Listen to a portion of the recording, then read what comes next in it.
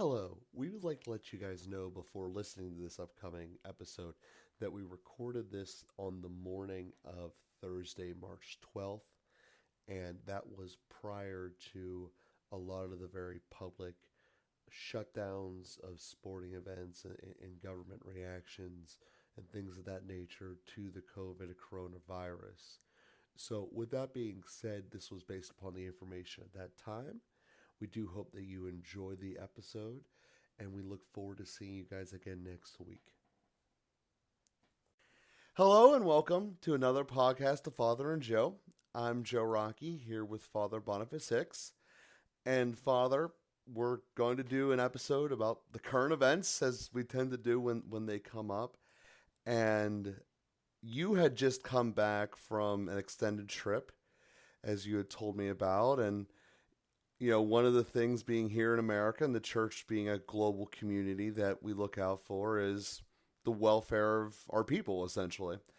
And Corona is a thing that people are getting very worried about and upset about. And being that it's a topic in a lot of things and that many different dioceses around the world are having to deal with this problem, we wanted to take this opportunity to chat about it. So I wanted to give you the floor so you can kind of give us the baseline of where we're at and the direction that we should go with this. Yeah, and I appreciate your well, anyway, my own feelings about it. There seems to be a lot of energy around a lot of panic happening, a lot of concern, and a certain lacking of reason in some cases. I tend not to be very scared about disease in general, and so I'm probably overly dismissive. And I was in Israel, and in fact, we were riding just a day ahead of when things shut down. I was in Bethlehem on Wednesday. Thursday, they closed Bethlehem because a group of Greek tourists had gone to Egypt and had picked up coronavirus, had infected several workers in the hotel. And so the Palestinian Authority closed down Bethlehem and other Palestinian territories. So we changed our itinerary and did not go to Jericho because it was closed under the Palestinian Authority. We left Israel on Sunday. On Monday, they started quarantining tourists and not allowing them to leave. So I just missed being quarantined in Israel by a day. And anyway, so I've been sort of close to it that way. Also, being at a college and running some programs, where a lot of colleges are closing, are stopping classes. That's where it starts to get a little bit. I don't totally understand all the reasoning behind some of the measures that are being taken. And so our own college, has to face that question. It's also changing rapidly. Nobody wants to be in a position of being foolhardy about it and saying, well, this is all a big scare and it doesn't matter. And then because of some action we didn't take, thousands of people get the disease, some percentage of which even die.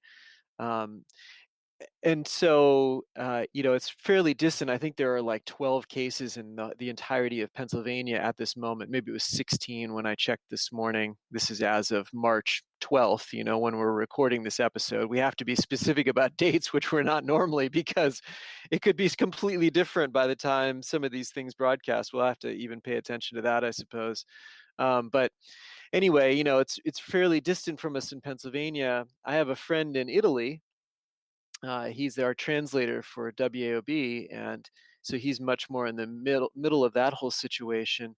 Things have spread more rapidly in Italy even than they did in China, which is interesting. So the entire northern half of Italy has been quarantined, and they've ceased all public celebration of the sacraments in Italy, which is pretty extreme. I mean, so nobody can go to mass. And so the Pope has even started live streaming the mass that he's celebrating by himself, essentially from the Doma Santa Marte where he lives, so that people could watch that and pray. He wants people to pray. It's not that that he doesn't want people to pray, but so I said, well, what's the issue? Like, what do they hope to achieve by shutting things down, not going to different places. And I guess part of the problem in Italy is the medical system is completely overwhelmed. So you can imagine if suddenly a ton of people got a disease that they don't know what to do with. What do? They all go to the hospital, or they go to their doctor. They get appointments to try and deal with symptoms that are severe enough that people are dying from it. It's not trivial symptoms. It's not like they just have the sniffles or something. And then when you get so many people uh, that the hospital system just can't handle it, because having commoditized medicine, we have basically we've slimmed things down in our medical system so that they can handle a certain very minimal fluctuation. But when there's a sudden flood of people, two, three, four times as many people as they're used to, that creates a whole other issue. They're running out of respirators, or they've run out of respirators, they run out of personnel.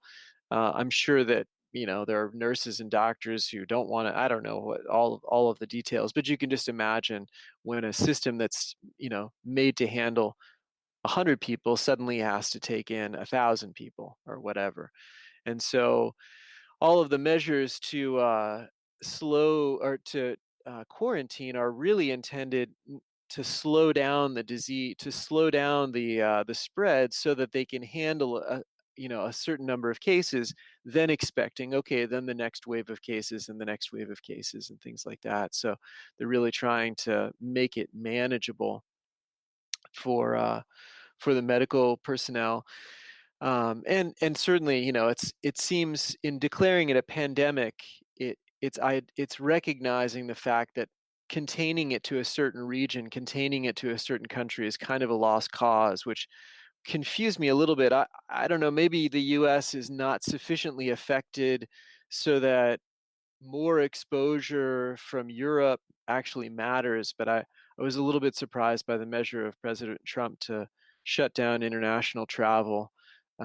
I'm clearly not an expert, and I'm picking all of this up in bits and pieces secondhand. So I'm not claiming that I'm the presidential advisor on this. But anyway, from what I understood in reading about the pandemic, I, I thought, oh, well, then it sounds like you really shift efforts instead of quarantining, and thus also damaging the economy. And I can't imagine how the airline industry is surviving. I mean, I don't know. I imagine they have pretty similar costs. Maybe not. Maybe if they don't fly planes, then the costs go down and the income goes down in a proportionate way. But I would have thought that the economy of scale is significant, and so shutting down as many flights, having to refund as much money, still needing to pay a ton of employees. Anyway, I would have thought that some of that is just getting crushing. Not to mention the effect on the stock market. And I know, shipping things, I mean, matters. Like Amazon, I suppose, can't fly to different areas, different countries. Anyways, there's a lot of impact. I mean, huge economic impact, it seems to me. And if it's not done carefully, then you, out of panic, end up creating more problems. I mean, if the stock market crashes and we go into a recession, and anyway, I mean, then there are other kinds of problems that start to stir up in addition to the medical problems. And um, so anyway, I think it's all very interesting, and the kind of the social dynamics on the one hand, the spiritual dynamics on another hand. Are we uh, in like one person said to me, they need to not cancel masses, they need to have more masses so that churches aren't as packed and people can sit farther apart. And we're praying more. We need to be offering more prayer, more sacraments, more masses, not limiting those things, which I think is a great perspective. And is how much is it actually affecting the spread? There are still questions we don't understand in terms of, like, if I sneeze on my hand and I touch a door and you touch a door 5 minutes later, does that matter? If you touch the same door an hour later, does that matter? There isn't a clear answer about how long the virus is surviving outside of uh, uh, organic substances, on doorknobs and benches and things like that. Are the efforts to quarantine and to separate people, how effective will they be? Can we do that in a less damaging, less fearful way, but still effective? Everybody's using tons of, we got hand sanitizer things showing up all over the place. My understanding was that hand sanitizer doesn't even affect viruses.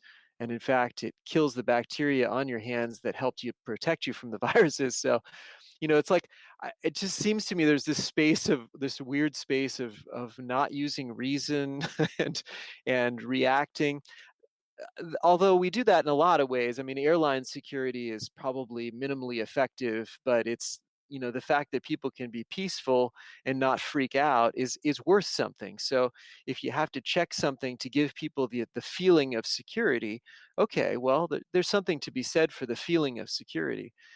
But if it makes things worse because your hand sanitizer is making you more vulnerable, well, then that's, maybe not helpful. So I dispute a lot of stuff. And I know you have a lot of thoughts about this, Joe. This isn't, a place where my sort of spiritual expertise is that has the last word. And you may have even read more stuff than I have.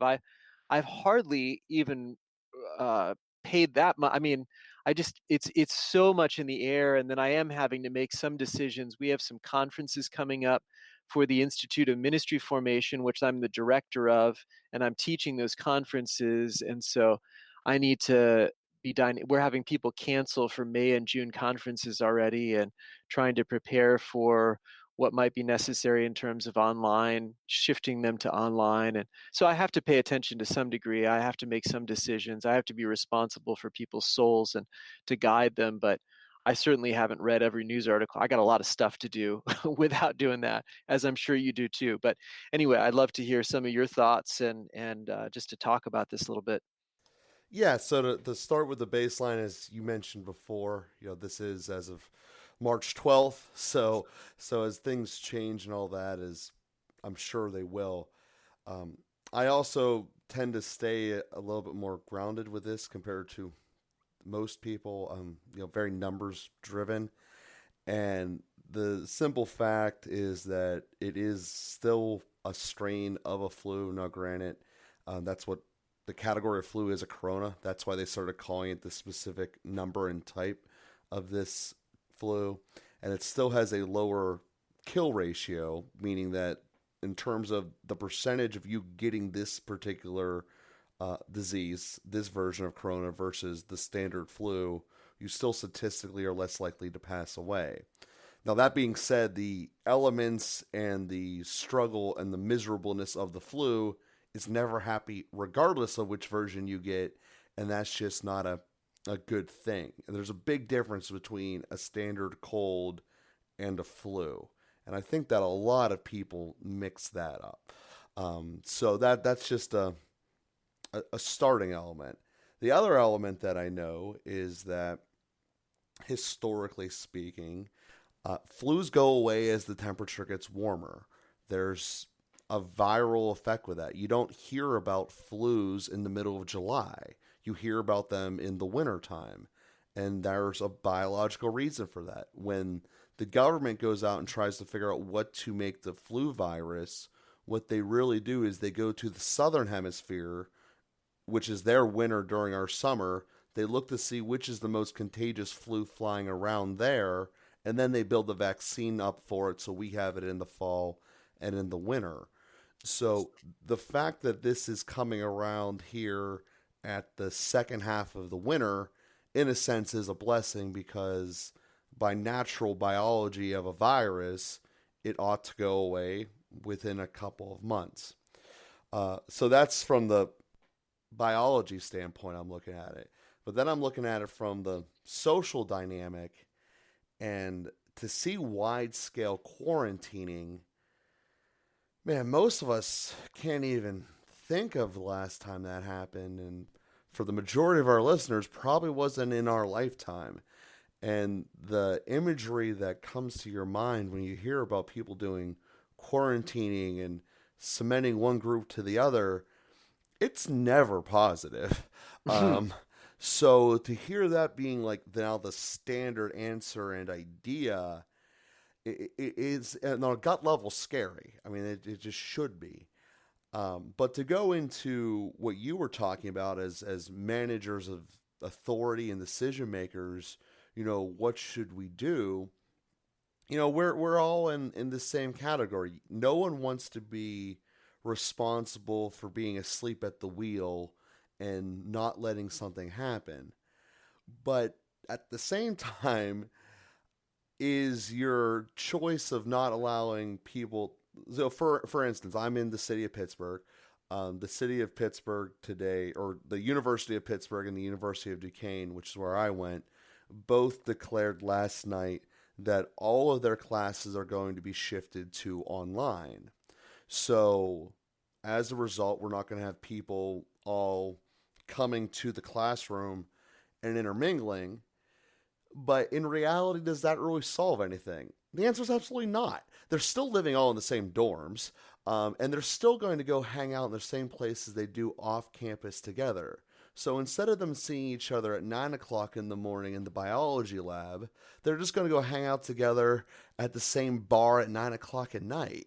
I mean, people are still going to intermingle and be social.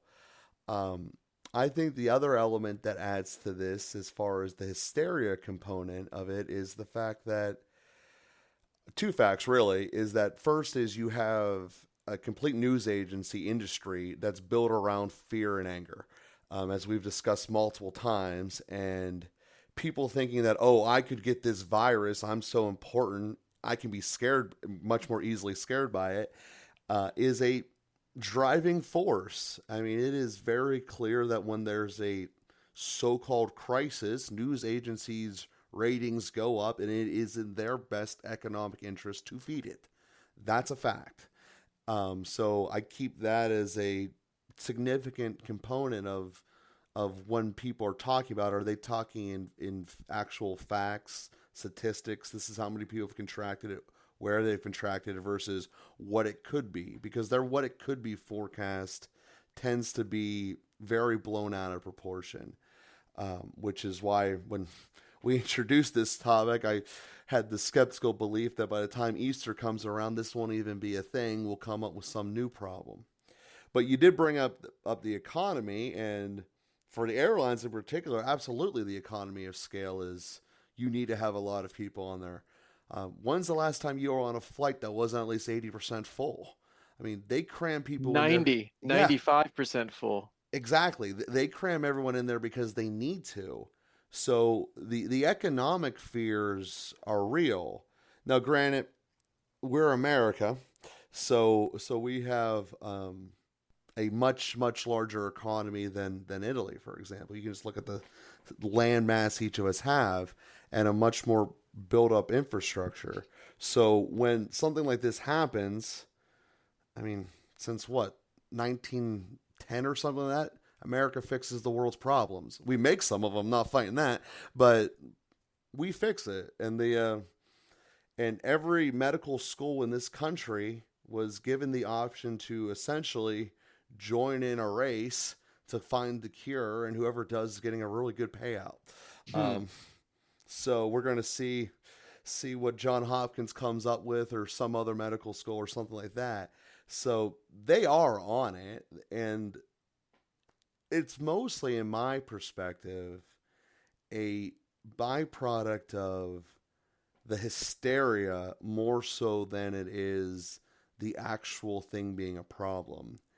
And the fear I get from that is, yes, people can do, in herds, can do a lot of stupid things, and weak decision making can make that worse. But we've heard the story many times about the child who cries wolf. At some point, if your news agency continually is wrong, you're just not going to believe it. And then that's where true evil can step in. So that's I guess a more macro philosophical fear than anything.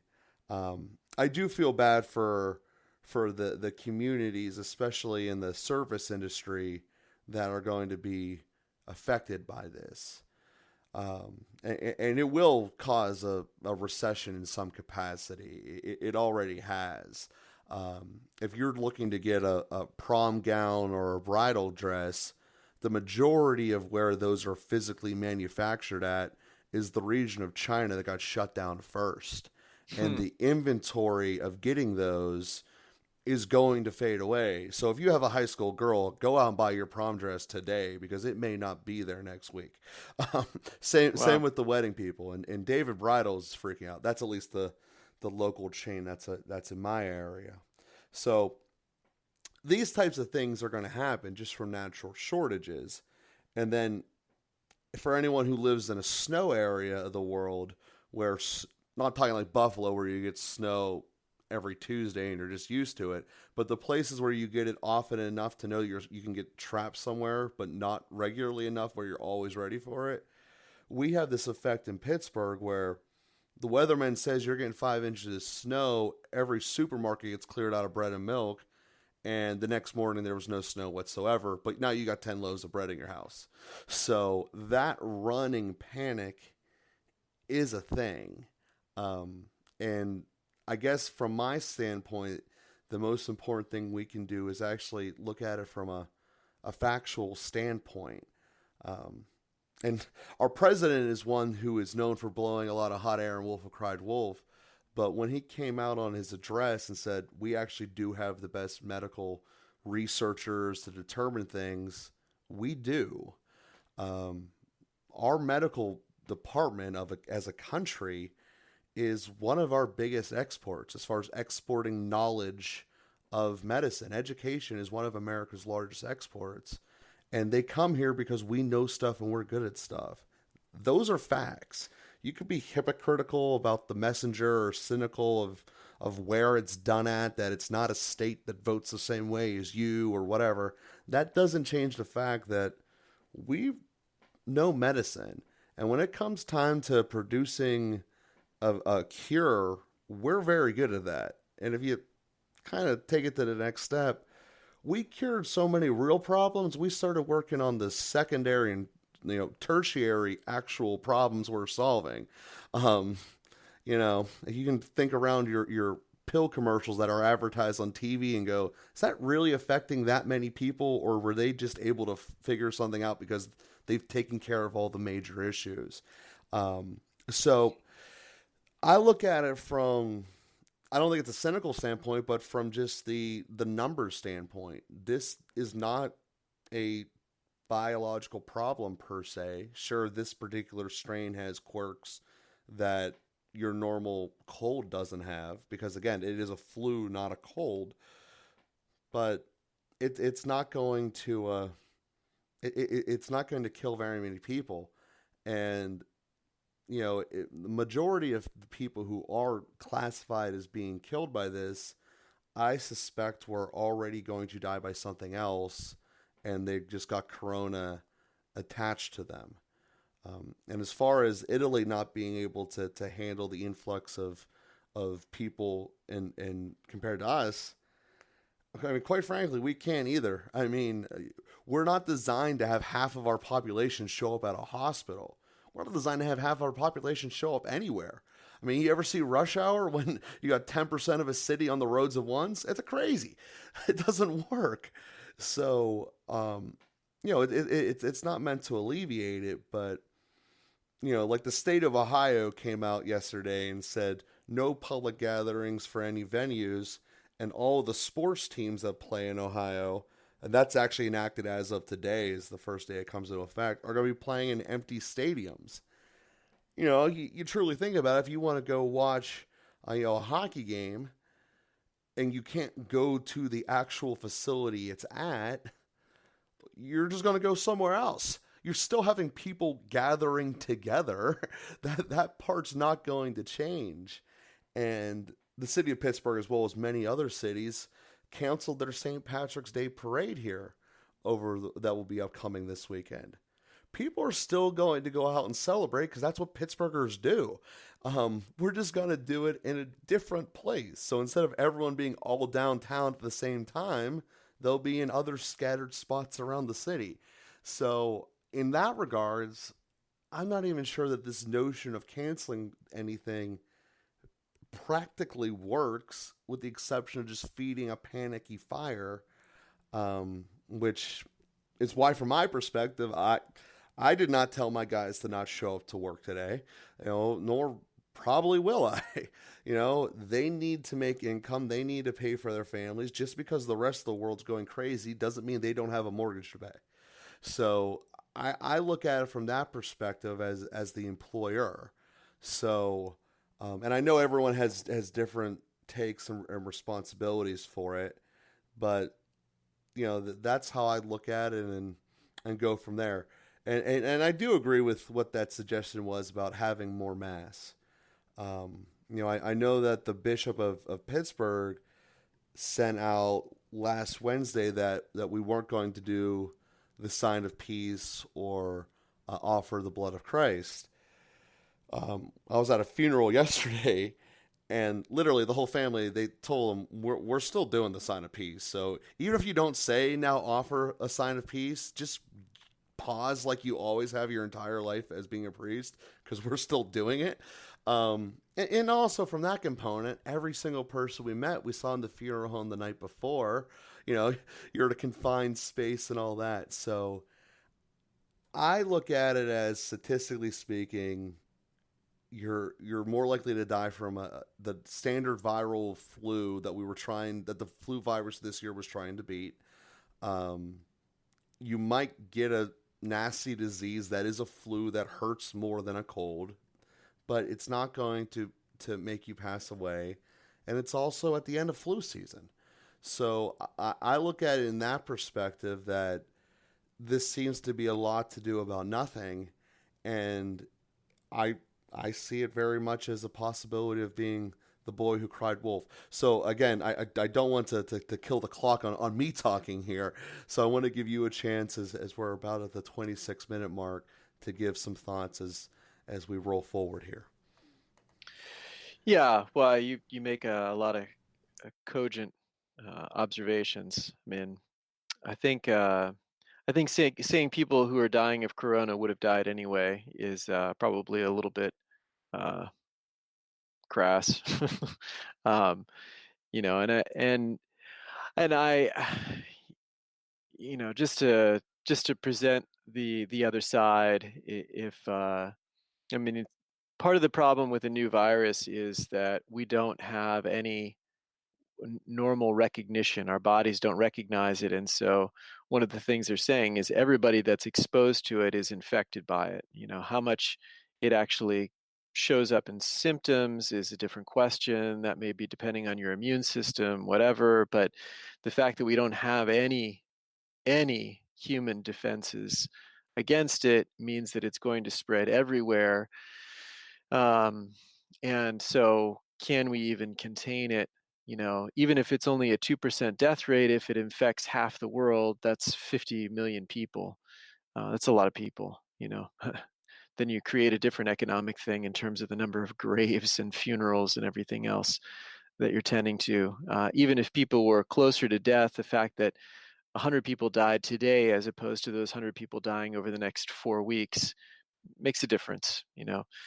Um, and it's, when it's somebody else dying and it's not somebody close to you, when it's somebody else's grandfather and somebody else's baby, then it makes less difference than when it's your grandfather and your baby. So I want to be sensitive and acknowledge all of that too.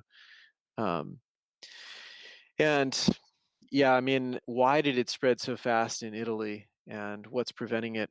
What can prevent it from spreading as fast here? I think those are the measures actually going to slow it down, so that the as I said, it spread faster in Italy than it did in China, which is pretty surprising.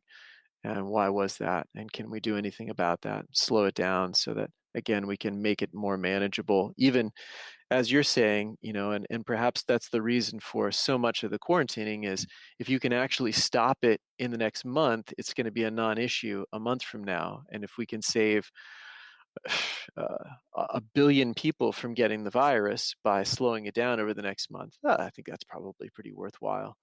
So anyway, just to offer some of the counterpoint to the very very reasonable things. You probably, if you hadn't said it, I would have said it. So just the fact that we're having a dialogue here, I'll take up that opposite position and just say some of the reasons that it might be reasonable. But anyway, good discussion, and we'll see how things play out. And certainly, it is important for us to pray. And I, I I guess one point of reference is the Spanish flu in 1918, and the Archdiocese of Philadelphia stopped all church services in that context. And I guess there was a parade that continued that probably a lot of people got infected and died because they were determined to have the parade. And anyway, there are a few lessons to be learned from past experiences, although they are out of living memory. We have to look to newspapers and articles that people are bringing up to remind us of those times. But it's an interesting time to be living now, for sure. Sure. And even with that comparison, as we will end this here, though, that was a much more devastating flu than this appears to be. Of course, I guess also the caveat that needs to be put upon all this, at least at this point on March 12th, is that the predominant place that got infected first, that has the most data as far as people being infected the longest, is China, who can literally give whatever numbers they want without being duly verified. Yeah, so that's the very grain true. of salt with all this information. That's As right. it gets to the so-called free world and it starts settling in for a little bit of time, more accurate numbers will come out as well. So this is one of the few episodes I hope that isn't really relevant here in a couple of months. But with that being said, we do thank you for listening, and we hope that you guys help us do grow the cast as you have been, and we will be with you again here next week.